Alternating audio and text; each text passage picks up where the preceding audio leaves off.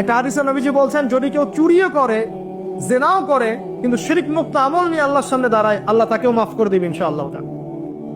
এটাই সেই হাদিসের ব্যাখ্যা। আসলে লা ইলাহা ইল্লাল্লাহ যে ব্যক্তি মন থেকে পড়েছে, কলবের মধ্যে সরিষা দানা পরিমাণ ঈমান আছে, মানে শিরকের পাপ করে নাই, ইনশাআল্লাহ তাআলা আল্লাহ পাক তাকে জান্নাত দিবেন একদিন না একদিন ইনশাআল্লাহ। আল্লাহ পাক তাকে শাস্তি দিতে পারেন, মাফ করাতে পারেন, কিছু আযাব দিয়ে হলেও আল্লাহ পাক তাকে জান্নাতে দিবেন ইনশাআল্লাহ তাআলা। এখন প্রশ্ন হচ্ছে, তাহলে সহিহ বুখারীর এই হাদিসটা কেমন? কোন হাদিস? নবী সাল্লাল্লাহু আলাইহি ওয়াসাল্লাম বলছেন, এই হাদিসটা আসছে বুখারীতে 4 বার, একবার না কিন্তু 4 বার। নবীজি বলছেন, কিয়ামতের দিনে, মনোযোগ দেন প্রিয় ভাই, কিয়ামতের দিনে আদম আলাইহিস সালামকে ডেকে আনা হবে। ডেকে বলা হবে, তোমার সন্তান যারা আছে, আদম সন্তান, তাদের মধ্য থেকে তুমি জাহান্নামীদেরকে আলাদা করে ফেল। আদম আলাইহিস সালাম বলবেন, হে আল্লাহ, কতজনকে আলাদা করব? আল্লাহ পাক বলবেন, প্রতি 1000-এ 999 জনকে জাহান্নামের জন্য আলাদা করে দাও। নাউযুবিল্লাহ বলবেন না?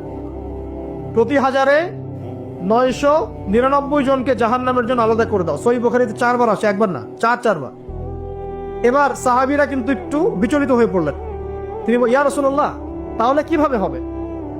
নবী সাল্লাল্লাহু আলাইহি ওয়াসাল্লাম বলছেন, আশ্বস্ত হও, জান্নাতীদের কাতার হবে 120টা। কয়টা? 120টা। তার মধ্যে 80টা কাতার হবে আমার উম্মত মুহাম্মাদের ইনশাআল্লাহ। এবং এই হাদিসটা শোনালেন যে, যে ব্যক্তি এই উম্মতের মধ্যে আল্লাহর সাথে শিরক না করে মারা যাবে, আল্লাহ পাক তাকে মাফ করে দিবেন ইনশাআল্লাহ। তাহলে প্রশ্ন, এত পার্সেন্টেজ, হিউজ পার্সেন্টেজ মানুষ কেন তাহলে জাহান্নামে যাচ্ছে? তাদের আমল নামায় কোন পাপটা থাকতে পারে যার কারণে তারা জাহান্নামে যাচ্ছে? উত্তর দেন দেখি। আল্লাহ পাক কিন্তু বলে দিয়েছেন, আল্লাহ পাক শিরক ছাড়া যে কোনো গুনাহ যাকে ইচ্ছা মাফ করতে পারেন। তাহলে এত বেশি মানুষ কেন জাহান্নামে যাচ্ছে? উত্তর, তাদের আমল নামায় কোন পাপ থাকতে পারে? শিরক। এবার আসেন, ইবলিস এবং তার অনুসারীরা উম্মতে মুহাম্মাদীকে বিভ্রান্ত করার জন্য এই শিরকের একটা ব্যাপক সয়লাব ছড়িয়ে দিয়েছে সমাজের মধ্যে। আমি খুব শর্ট করে বোঝাবো।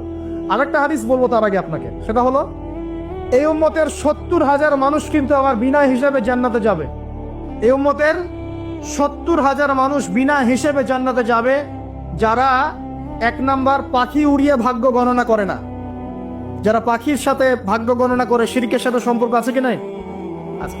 যারা আগুনের সেকা টাকা দিয়ে আগুনের উল্কি অঙ্কন করে চিকিৎসা পদ্ধতি গ্রহণ করে না। যারা হারাম অবৈধ কোনো ঝাড়ফুঁক গ্রহণ করে না, যে তাবিজ কবজ কবিরাজি করে না, কুফরি কালাম করে ঝাড়ফুঁক করছে না, এগুলো করে না। যারা সর্বাবস্থায় আল্লাহর উপর তাওয়াক্কুল করে, 70,000 এমন মানুষ বিনা হিসেবে জান্নাতে যাবে ইনশাআল্লাহ। এটাও মাথায় নেন।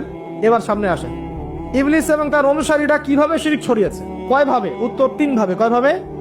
3 ভাবে। আশ-শিরকু ফিল আকীদা, শিরক ছড়িয়েছে বিশ্বাসের মধ্যে।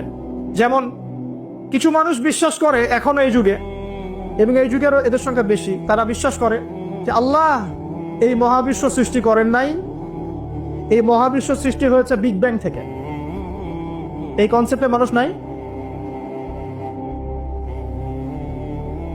কুরআনে সূরা আম্বিয়ার মধ্যে একটা কথা আছে, আওয়ালাম ইয়ারাল্লাযীনা কাফারু আন্না সামাওয়াতি ওয়াল আরদা কানাতা রাতকান ফাফাতাকনাহুমা। আল্লাহ পাক বলছেন, কাফেররা কি লক্ষ্য করে দেখে না যে আসমান সমূহ এবং জমিন একটা বিন্দুর মধ্যে ছিল একত্রিত, আমি এটাকে বিচ্ছিন্ন করে দিয়েছি। যদি তারা বলেও যে বিগ ব্যাং থেকে সব সৃষ্টি হয়েছে, আমরা বলবো এই বিগ ব্যাং এর স্রষ্টা হচ্ছেন আল্লাহ রাব্বুল আলামিন।